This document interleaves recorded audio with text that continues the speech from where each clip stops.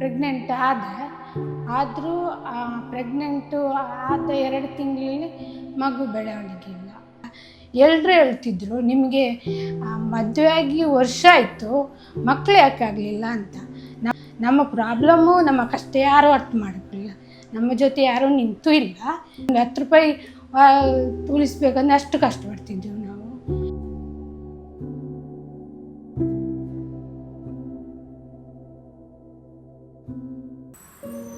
ನನ್ನ ಹೆಸರು ಲೀಲಾವತಿ ಅಂತ.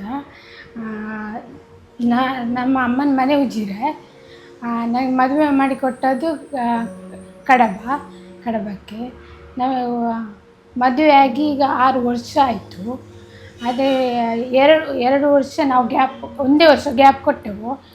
ಮತ್ತು ಮೆಡಿಸಿನ್ ಮಾಡಲಿಕ್ಕೆ ಶುರು ಮಾಡಿದೆವು. ಡಾಕ್ಟ್ರ್ ಹತ್ರ ಹೋದರೆ ಅವರು ಹೇಳ್ತಾರೆ ನಿಮ್ಮ ಹಸ್ಬೆಂಡ್ ಪ್ರಾಬ್ಲಮ್ ಇದೆ ಅಂತ, ವೀರ್ಯಾಂಶ ಕೌಂಟಿಂಗ್ ಕಮ್ಮಿ ಇದೆ ಅಂತ ಹೇಳ್ತಿದ್ರು. ಅದಕ್ಕೆ ಅಲ್ಲೂ ಸರಿ ಅಂತೇಳಿ ಇಲ್ಲಿ ಎಲ್ಲ ಕಡೆ ಹೋದೆವು ಮದ್ದಿಗೆ ಎಲ್ಲ. ಆದರೂ ಮಾಡಿದರೂ ಸಹ ಅದರ ಫಲಿತಾಂಶ ಸಿಗ್ತಿರಲಿಲ್ಲ.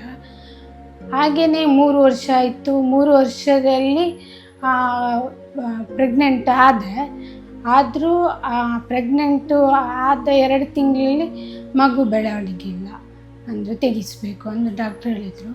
ಇನ್ನೊಂದು ಡಾಕ್ಟ್ರ್ ಹತ್ರ ಹೇಳುವಾಗ ಇರಲಿ ಏನಾಗಲ್ಲ 4 ತಿಂಗಳು ಕಾದು. ಆಗ ಬ್ಲೀಡಿಂಗ್ ಸ್ಟಾರ್ಟ್ ಆಯಿತು. ನಾನು ಹಸ್ಬೆಂಡ್ ಮನೆಯಲ್ಲೇ ಇದ್ದೆ, ಎಲ್ಲ ಕೆಲಸನೂ ಮಾಡ್ತಿದ್ದೆ. ಅಷ್ಟೊತ್ತಿಗೆ ನನಗೆ ಅಲ್ಲಿ ಸರಿಯಲ್ಲ ಅಂತ ಮನೆಯಿಂದ ಹೊರಟು ಬಂದೆ. ಇಲ್ಲೆಲ್ಲಾದರೂ ನೋಡೋಣ ಬೇರೆ ಡಾಕ್ಟ್ರ್ ಅಂತ. ಆಗ ತೋರಿಸುವಾಗ ಹೇಳಿದರು ಅದು ಬೆಳವಣಿಗೆ ಇಲ್ಲ, ತೆಗಿಸ್ಬೇಕು ಅಂತ. ಸರಿ ಅಂತ ಅದು ನಿರ್ಧಾರ ಮಾಡಿದೆ. ಆಗ ಬೇಸರ ಆಯಿತು. ಮಗು ಅಂತ ಹೇಳುವಾಗ ಗಂಡು ಮಗು ಅಂದರು. ತುಂಬಾ ಬೇಸರ ಆಯಿತು. ನಾವು ಇಷ್ಟೆಲ್ಲ ಹೋರಾಡಿ ಇಷ್ಟು ಕಷ್ಟಪಟ್ಟು ಹಣ ಎಲ್ಲ ತುಂಬಾ ಕಷ್ಟ ಆಯಿತು ಹಣಕ್ಕೆ. ಆಗ ಸರಿ ತೆಗಿಸಿಬಿಟ್ಟೆವು. 1 ವರ್ಷ 2 ವರ್ಷ ಗ್ಯಾಪ್ ಕೊಟ್ಟೆವು. ಪುನಃ ಪ್ರೆಗ್ನೆಂಟ್ ಆದೆ. ಅದರಲ್ಲಿ ಪ್ರೆಗ್ನೆಂಟ್ ಆಗುವಾಗ ಇದು ನಾವು ಹರ್ಬಲ್ ನ್ಯೂಟ್ರಿಷನ್ ಅದರ ಮೆಡಿಸನ್ ಮಾಡಿ ಅದ ಮೆಡಿಸನ್ ಮಾಡಿ ಅದು ಒಂದು 4 ತಿಂಗಳಾಗುವಾಗ 2 ತಿಂಗಳಲ್ಲಿ ನಮಗೆ ಗೊತ್ತಾಗುವಾಗ ಪ್ರೆಗ್ನೆಂಟ್ ಅಂತ ಗೊತ್ತಾಗಿದೆ. ಅಲ್ಲಿ ಮೆಡಿಸನ್ ಎಲ್ಲ ಕೊಡ್ತಾಯಿದ್ದು. ಮೆಡಿಸನ್ ಎಲ್ಲ ಕೊಡ್ತಾಯಿದ್ದು. ಅದಕ್ಕೆಲ್ಲ ರೇಟ್ ಕೂಡ ಹಾಗೆ ಇತ್ತು. 2,000 8,000 14,000 ಎಲ್ಲ ಖರ್ಚು ಮಾಡಿದ್ದೆ. ಆವಾಗ ಇವಳಿಗೆ ಗರ್ಭಿಣಿ ಇತ್ತು ಅಂತ ಹೇಳಿದರು. ನೀವು ಎಲ್ಲಿ ಕೂಡ ಹೋಗಬೇಡಿ, ನಮ್ಮ ಜೊತೆಯಲ್ಲಿ ಇರಿ ಅಂತ ಹೇಳಿದರು. ಆವಾಗ ಅವರು ಹೇಳಿದರು, ಮತ್ತು ಅವರೇ ಹೇಳಿದರು ನೀವು ಅವರ ತಾಯಿ ಮನೆಗೆ ಕಳಿಸಿ, ಅಲ್ಲಿ ಸ್ವಲ್ಪ ಸಮಯ ಇರಲಿ ಅಂತ ಹೇಳಿದರು. ಇಲ್ಲಿಗೆ ಕಳಿಸಿದಾಗ ದಿನಾಲು ಅಲ್ಲಿ ಉಪ್ಪಿನಂಗಡಿಗೆ ಬಂದು ಅಲ್ಲಿ ಮದ್ದೆಲ್ಲ ತಗೊಂಡು ಬರ್ತಿದ್ರು. ದಿನ ತಂಗಿಯವರೆಲ್ಲ ಹೋಗಿ ಮದ್ದು ತಗೊಂಡು ಬರ್ತಾಯಿದ್ರು. ಆವಾಗ 4 ತಿಂಗಳು 12 ದಿವಸ ಆಗುವಾಗ ಇವಳಿಗೆ ಬ್ಲೀಡಿಂಗ್ ಸ್ಟಾರ್ಟ್ ಆಯಿತು. ಆಗ ಇಲ್ಲಿ ಬೆಳ್ತಂಗಡಿಗೆ ಹೋಗಿ ಅಲ್ಲಿ ರೂಪಲತಾ ಡಾಕ್ಟ್ರ್ನಲ್ಲಿ ಹೋಗಿ ಅಲ್ಲಿ ಟೆಸ್ಟ್ ಮಾಡಿದ್ರು. ಟೆಸ್ಟ್ ಮಾಡುವಾಗ ಅವರು ಹೇಳಿದರು, ಈಗ ನೀವು ಎಲ್ಲಿ ಮದ್ದು ಮಾಡಿದೆ ಅಂತ ಹೇಳಿದ್ರು. ಆವಾಗ ನಾವು ಉಪ್ಪಿನಂಗಡಿಯಿಂದ ಮದ್ದು ಮಾಡಿದೆ, ಹರ್ಬಲ್ ನ್ಯೂಟ್ರಿಷನ್ ಅವರ ಮದ್ದು ಮಾಡಿದೆ ಅಂತ ಹೇಳಿದ್ರು. ಆವಾಗ ಅವರು ಬೈದರು. ಬೈದಾಗ ತುಂಬಾ ಬೇಸರ ಆಯಿತು ಅವರಿಗೆ. ಮತ್ತೆ ಪುನಃ ನಾವು ಇಲ್ಲಿಗೆ ಬಂದೆವು. 4 ತಿಂಗಳು 12 ದಿವಸ ಆಗಿತ್ತು. 4 ತಿಂಗಳು 12 ದಿವಸ ಆಗಿರುವಾಗ ಇದು ಮಗುವಿನ ಹಾರ್ಟ್ ಬೀಟ್ ಅಂತ ಹೇಳಿದ್ರು.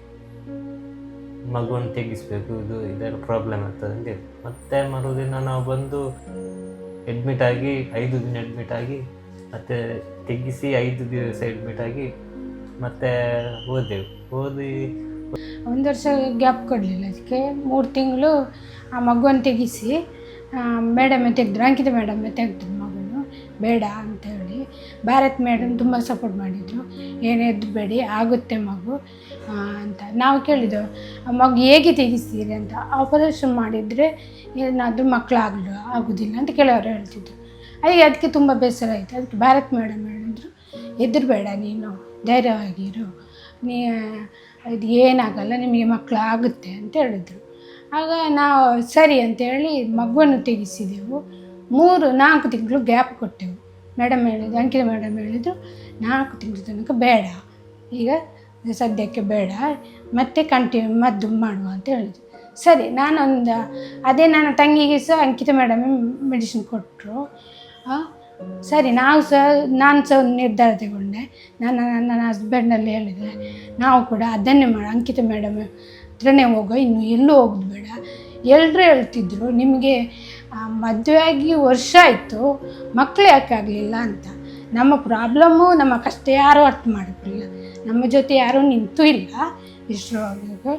ನಮ್ಮ ಮನೆಯವರು ಸಹ ಕೆಲಸ ದಿನಕ್ಕೊಂದು ಕಡೆ ಕೆಲ್ಸಕ್ಕೆ ಹೋಗ್ತಿದ್ರು. ಅದು ಮದ್ದಿಗೆ ಅಂತ ಆಗ್ತಿತ್ತು. ತುಂಬಾ ಒಂದು 10 ರೂಪಾಯಿ ಉಳಿಸ್ಬೇಕಂದ್ರೆ ಅಷ್ಟು ಕಷ್ಟಪಡ್ತಿದ್ದೆವು ನಾವು. ಹಾಗೆ ಒಂದು 3 ತಿಂಗಳಾದಮೇಲೆ ಅಂಕಿತ ಮೇಡಮ್ ಹತ್ರ ಬಂದು ಇವರ ಅಕೌಂಟಿಂಗ್ ಸಹ ನಾವು ಟೆಸ್ಟ್ ಮಾಡಿದೆವು. ನನ್ನದು ಸಹ ಎಲ್ಲ ಟೆಸ್ಟ್ ಮಾಡಿದರೆ ಏನು ಸಮಸ್ಯೆ ಇಲ್ಲ, ನಾನು ಮೆಡಿಸಿನ್ ಕೊಡ್ತೀನಿ ಅಂತ ಹೇಳಿದರು. ಹಾಗೆ ಎಗ್ ಇದಾಗಲಿಕ್ಕೆ ಇಂಜೆಕ್ಷನ್ ಹಾಕಿದ್ರು. ಸರಿ, ಹಾಗೆ ಒಂದು ವಾರ ಕಳೆದಾದ್ಮೇಲೆ ಹಸ್ಬೆಂಡ್ ಮನೆಗೆ ಹೋದೆವು. ಅಲ್ಲಿ ಒಂದು ವಾರ ಬಿಟ್ಟು ಡಿಸೆಂಬರ್ 2 ತಾರೀಕಿಗೆ ಡೇಟ್ ಆಯಿತು. ಆಗ ಮೇಡಮು ಒಂದು 13 ದಿವಸ ಬಿಟ್ಟು ಇಂಜೆಕ್ಷನ್ ಹಾಕಿದರು. ಹಾಗೆ ಒಂದು ವಾರ ಪುನಃ ಬರಲಿಕ್ಕೆ ಹೇಳಿದರು. ಆಗ ಪ್ರೆಗ್ನೆಂಟ್ ಅಂತ ರಿಪೋರ್ಟ್ ಬಂತು, ಖುಷಿಯಾಯಿತು. ಆಮೇಲೆ ಅಲ್ಲೇ ಇನ್ನೂ ಹೋಗಬಾರ್ದು ಅಂತ ಹೇಳಿದರು, ಗಾಡಿಯಲ್ಲಿ ಜರ್ನಿ ಎಲ್ಲ ಮಾಡಬಾರ್ದು. ಅದಕ್ಕೆ ನಮ್ಮ ಕಡೆಯವರು ತುಂಬಾ ಮಾತಾಡಿದರು, ಅದೇನಾಗಲ್ಲ ಗಾಡಿಯಲ್ಲಿ ಹೋದರೆ ಅಂತ.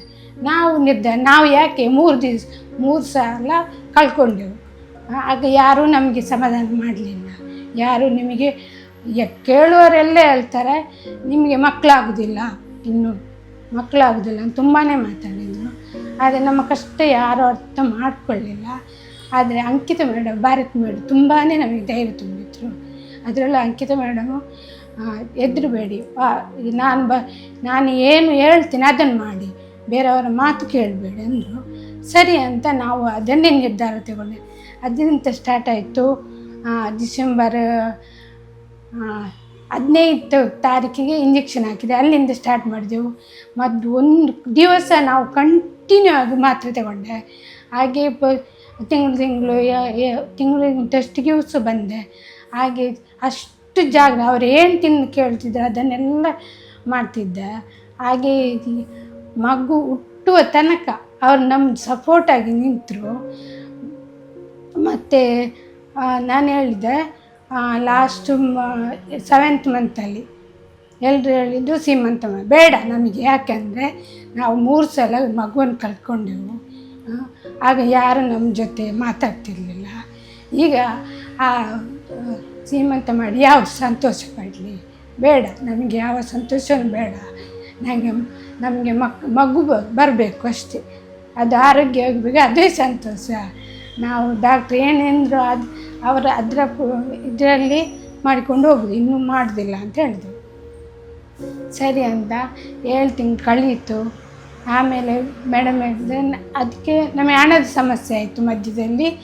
ಅದಕ್ಕೆ ಬೇರೆ ಕಡೆ ಹೋಗ್ಬೋದಾ ಅಂತ ಕೇಳಿದ್ದಕ್ಕೆ ಮೇಡಮ್ ಹೇಳಿದ್ರು, ಬೇಡ ಹೋಗಬೇಡಿ, ನಾನೇ ಇದು ಮಾಡ್ತೀನಿ, ಟ್ರೀಟ್ಮೆಂಟ್ ಕೊಡ್ತೇನೆ. ನನಗೆ ಸಹ ಇಷ್ಟ ಇರಲಿಲ್ಲ ಬೇರೆ ಕಡೆ, ಯಾಕೆಂದರೆ ಬೇರೆ ಡಾಕ್ಟ್ರು ನಮಗೆ ಮಂಗಳೂರಿಗೆ ಹೋಗಿ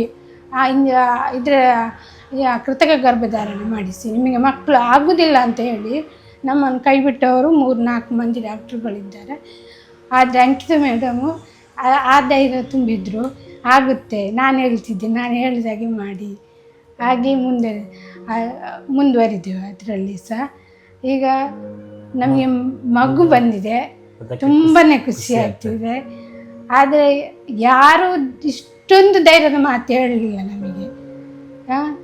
ಆದರೆ ಅಂಕಿತ ಮೇಡಮ್ ತುಂಬಾ, ಅವರ ಅಮ್ಮನ ಸಹ ತುಂಬಾ ಧೈರ್ಯ ತುಂಬಿದ್ರು ನಮಗೆ, ಹೆದರಬೇಡಿ, ಇದು